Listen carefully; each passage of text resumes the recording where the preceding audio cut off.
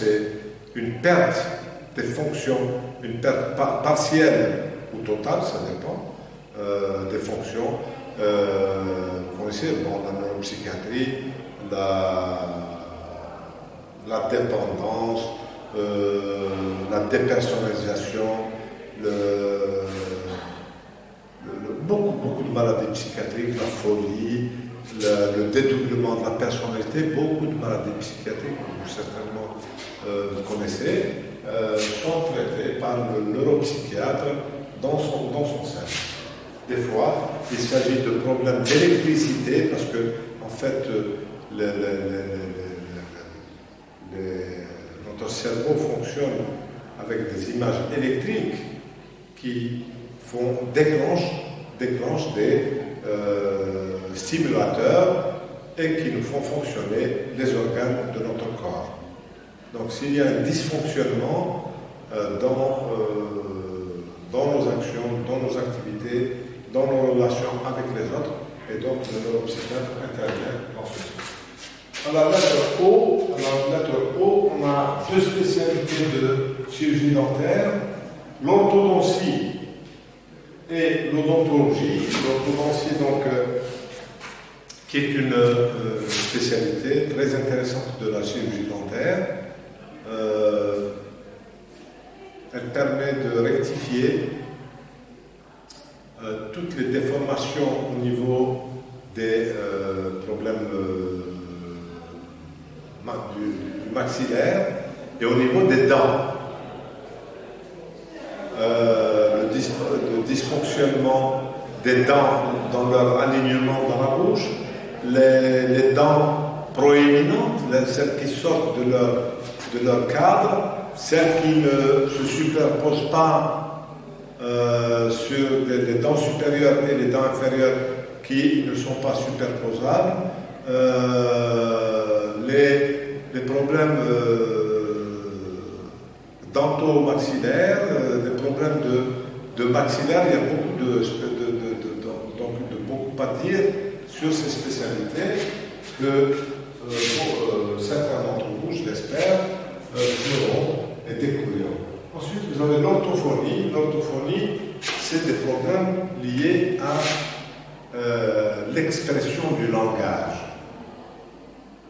Par exemple, la dysphasie, la dyslexie, les gens qui ne savent pas prononcer le S, les personnes qui zézèlent, the, au lieu de dire je, elles n'arrivent pas à dire je, elles disent the. Beaucoup de problèmes liés à la fois à la langue et aux problèmes dentaires. Donc c'est un spécialiste de l'orthophonie qui va étudier les problèmes du langage. Qu'est-ce qui ne va pas lorsqu'une personne produit des phrases, produit des sons, communique avec les autres? Est-ce que sa communication est bonne? Et surtout, est-ce qu'elle est compréhensible par l'autre? C'est-à-dire les problèmes d'articulation, et il y a le problème du mode articulatoire et du lieu d'articulation. Tout ceci va être étudié par l'orthophoniste. L'ophtalmologie, c'est une spécialité des yeux, c'est tous les problèmes qui sont liés aux yeux. Faiblesse de vue, myopie, strabisme et tant d'autres maladies. Ensuite, vous avez otorhinolaryngologie, c'est le fameux ORL, la fameuse spécialité ORL, otorhinolaryngologie. C'est tout ce qui concerne le nez, le sinus, le nez, le fond de la gorge, hein, jusqu'au début des bronches. Donc le pharynx, le larynx, l'intérieur de la cavité buccale, ainsi que le sinus, et les oreilles. C'est lié aux oreilles. D'accord? Donc c'est lié aux oreilles. Rhino, c'est le nez, les fosses nasales, avec le problème des sinus, avec le problème des rhinites et des maladies, écoulement nasal, détournement du nez, pas mal de maladies de malformation qui sont traitées par l'ORL. L'orthopédie, ben, c'est les problèmes de locomotion. Il y a des gens qui ont des petits pieds, il y a des gens qui ont des déformations, ils ont un pied plus long que l'autre. Il y a des gens qui ont des doigts de pied plus courts dans une jambe que dans l'autre jambe.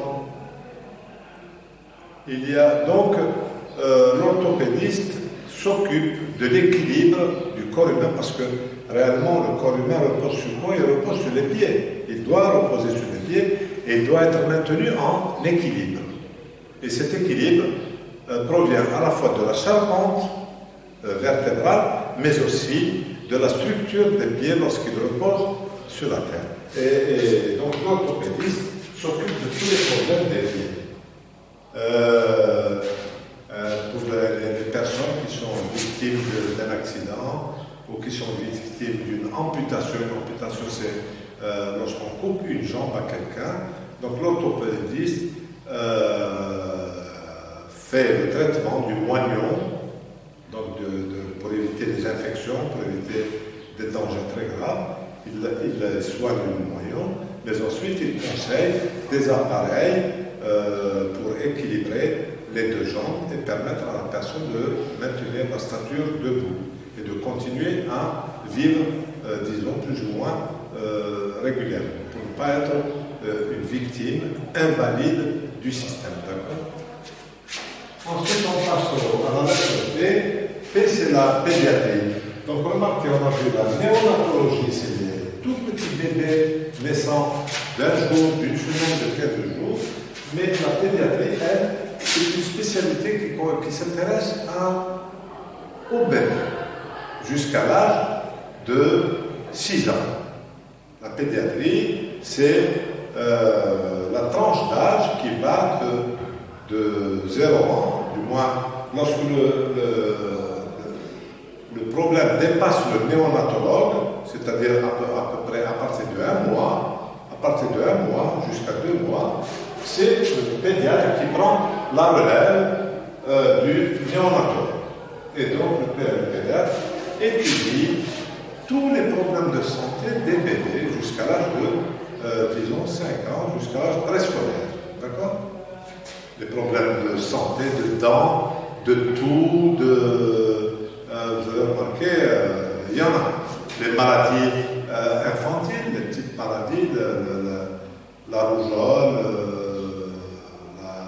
la scarlatine, pas mal de maladies qui sont infantiles. C'est des maladies spécialement dédiées aux enfants, par lesquelles il doit passer. Donc, le médecin traite toutes ces maladies, le pédiatre traite toutes ces maladies pour permettre à un enfant, et en même temps, il prépare une situation de vaccination de ces enfants pour préparer ces enfants à affronter la société et les gens. La parole aussi est une spécialité de la chirurgie dentaire, c'est une bonne spécialité, donc elle étudie tous les problèmes des maxillaires, etc., de trucs pour voir à peu près les avantages, les dangers, donc c'est des soins médicaux très pointus. Ensuite, vous avez la pharmacologie, c'est l'étude de tous les médicaments, de toutes les médications qui sont données et leur conformité par rapport à des maladies. Chaque médicament indique une présence particulière d'effets positifs sur telle ou telle maladie. Donc la pharmacologie, c'est l'étude de tous les médicaments et leur effet bénéfique ou maléfique. Des fois, la pharmacologie vous permet aussi de connaître les dangers de telle médication, de tel médicament. Donc, c'est ce qu'on appelle les fameux effets secondaires d'un médicament. Il y a les effets bénéfiques pour la maladie, mais il y a aussi des effets collatéraux sur d'autres organes. Et donc, des fois, certains médicaments sont déconseillés strictement.